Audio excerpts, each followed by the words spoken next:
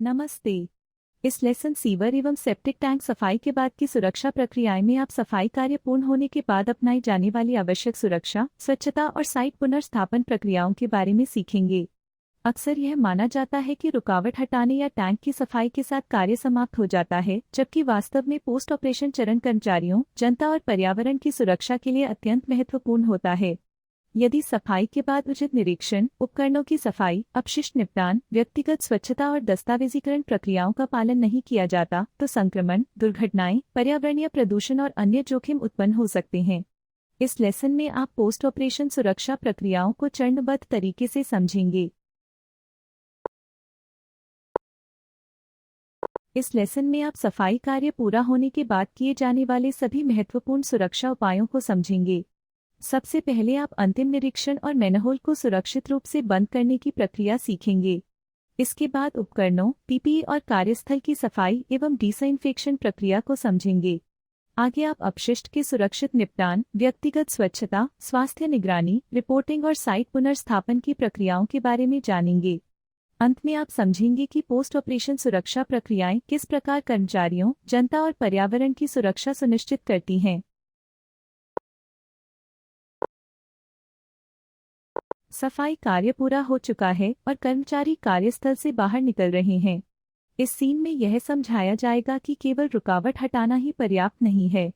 Post operation सुरक्षा प्रक्रियाएं संक्रमण, दुर्घटनाओं, पर्यावरणीय प्रदूषण और अन्य जोखिमों को रोकने में महत्वपूर्ण भूमिका निभाती हैं।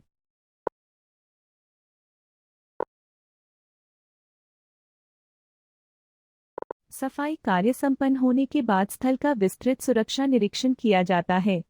सुपरवाइजर यह सत्यापित करता है कि सीवर या सेप्टिक टैंक प्रणाली सामान्य रूप से कार्य कर रही है और सफाई के दौरान उत्पन्न हुई किसी भी संभावित समस्या का समाधान हो चुका है। निरीक्षण के दौरान संरचना की स्थिति, जल प्रवाह की निरंतरता तथा किसी भी शेष अवरोध या क्षति की जांच की जाती है, ताकि आगे के उपयोग के लिए प्रणाली पूरी तरह सुरक्षित और तैयार हो। सफाई कार्य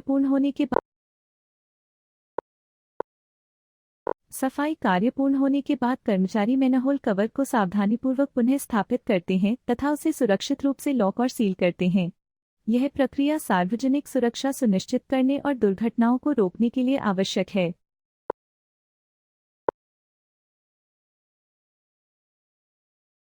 मैनहोल को सुरक्षित रूप से बंद करने की प्रक्रिया पूर्ण होने के बाद पोस्ट ऑपरेशन सुरक्षा के शेष चरणों को एक विस्तृत वीडियो के माध्यम से प्रदर्शित किया जाएगा। इस वीडियो में उपकरणों की सफाई, अपशिष्ट का सुरक्षित निपटान, कार्यस्थल का सैनिटाइजेशन, पीपी हटाना एवं व्यक्तिगत स्वच्छता, स्वास्थ्य जांच एवं थकान निगरानी तथा दस्तावेजीकरण एवं रिपोर्टिंग जैसी सभी महत्वपूर्ण प्रक्रियाओं को क्रमबद्ध रूप से समझाया जाएगा। यह प्रदर्शन आपको प्रत्येक चरण के सही निष्पादन और उनके सुरक्षा महत्व को व्यावहारिक रूप से समझने में सहायता करेगा।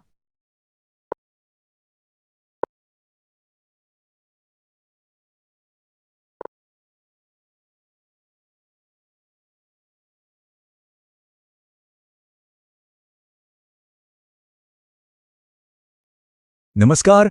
आज इस एक्सप्लेनर में हम NSKFDC के बेहद अहम हिस्से सफाई के बाद के सुरक्षा मानकों पर बात करेंगे। सफाई का काम खत्म होते ही तुरंत क्या करना चाहिए, सुरक्षा के लिहाज से यह समझना बिल्कुल जरूरी है। प्रक्रिया बिल्कुल तय है। उपकरणों की सफाई, कचरा निपटान, अपनी स्वच्छता, स्वास्थ्य की निगरानी और अंत में डिजिटल रिपोर्टिंग। शुरुआत उपकरणों से होती है। अत्यधिक दूषित होज पाइप, नोजल और पीपीई किट को गहराई से साफ करना ही होगा। क्यों?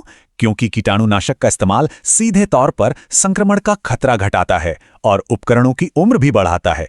अगला कदम है साइट का सैनिटाइजेशन। मैनहोल के आसपास क्लोरीन घोल का छिड़काव करना एकदम अनिवार्य है। अब बात करते हैं कचरे की। निकाले गए कीचड़ और सीवेज को बिना किसी रिसाव के सुरक्षित ले जाना चाहिए। यहाँ नियम सख्त है। सारा अपशिष्ट केवल मान्यता प्राप्त उपचार केंद्रों तक ही पहुंचना चाहिए, कहीं और बिल्कुल नहीं।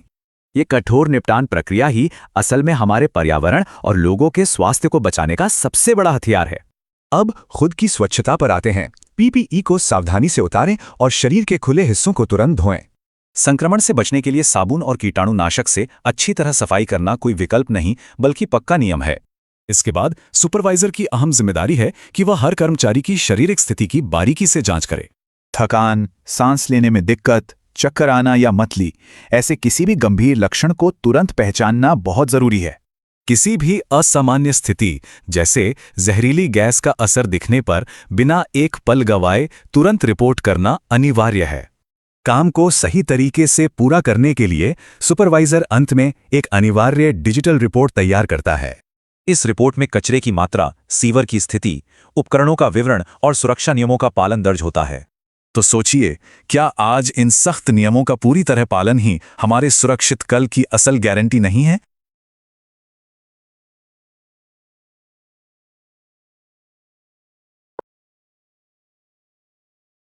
जब कार्यस्थल पूरी तरह सुरक्षित घोषित कर दिया जाता है, तब चेतावनी संकेत, कोन और बैरिकेड्स हटाए जाते हैं। इसके बाद सड़क को पुनः खोला जाता है और यातायात सामान्य रूप से शुरू किया जाता है।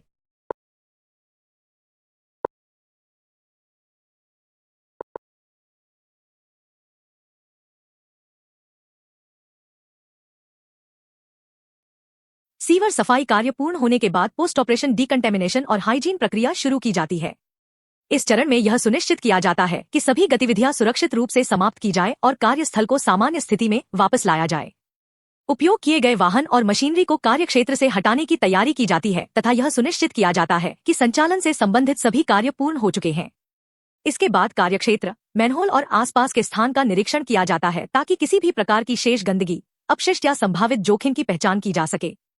सुरक्षा उपकरणों और कार्यक्षेत्र की अंतिम स्थिति की जांच की जाती है तथा यह सुनिश्चित किया जाता है कि सभी आवश्यक प्रक्रियाएं निर्धारित मानकों के अनुसार पूरी हुई हैं। अब कर्मचारियों के व्यक्तिगत सुरक्षा उपकरणों का डिकंटेमिनेशन किया जाता है। सुरक्षा सूट, दस्ताने, जूते और अन्य सुरक्षात्मक उपकरणों पर मौजूद गंदगी और संभावित जैविक प्रदूषकों को हटाया जाता है ताकि संक्रमण और क्रॉस कंटेमिनेशन के जोखिम को कम किया जा सके। डिकंटेमिनेशन प्रक्रिया पूर्ण होने के बाद कार्यक्षेत्र को सामान्य स्थिति में बहाल किया जाता है। इसके लिए लगाए गए बैरिकेड, कोन और अन्य अस्थायी सुरक्षा व्यवस्थाओं को क्रमबद्ध तरीके से हटाया जाता है तथा यह सुनिश्चित किया जाता है कि क्षेत्र अब सार्वजनिक उपयोग के लिए सुरक्षित है।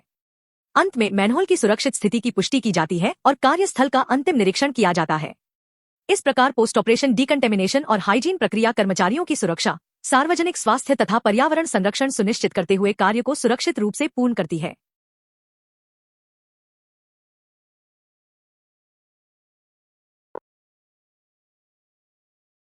आपने इस लेसन के सभी महत्वपूर्ण विषयों को सफलतापूर्वक पूरा कर लिया है।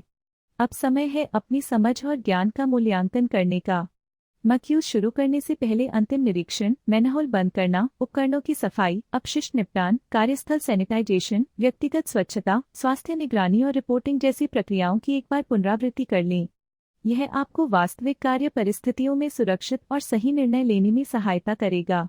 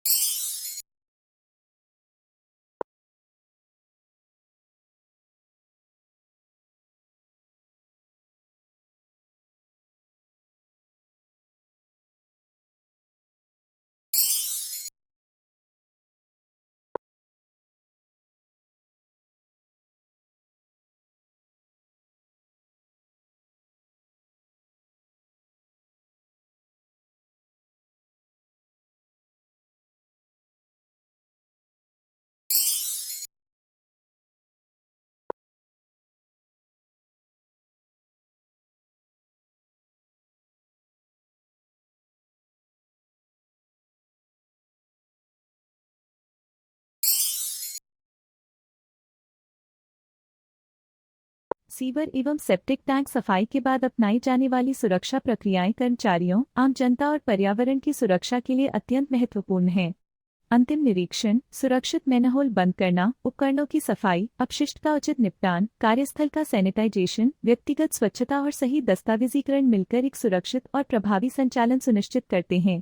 प्रत्येक सफाई कार्य के बाद निर्धारित सुरक्षा प्रक्रियाओं का पालन करना आवश्यक है ताकि संक्रमण, दुर्घटनाओं और पर्यावरणीय जोखिमों को रोका जा सके तथा सुरक्षित, गरिमापूर्ण और शून्य जोखिम वाली कार्य संस्कृति को बढ़ावा दिया जा सके।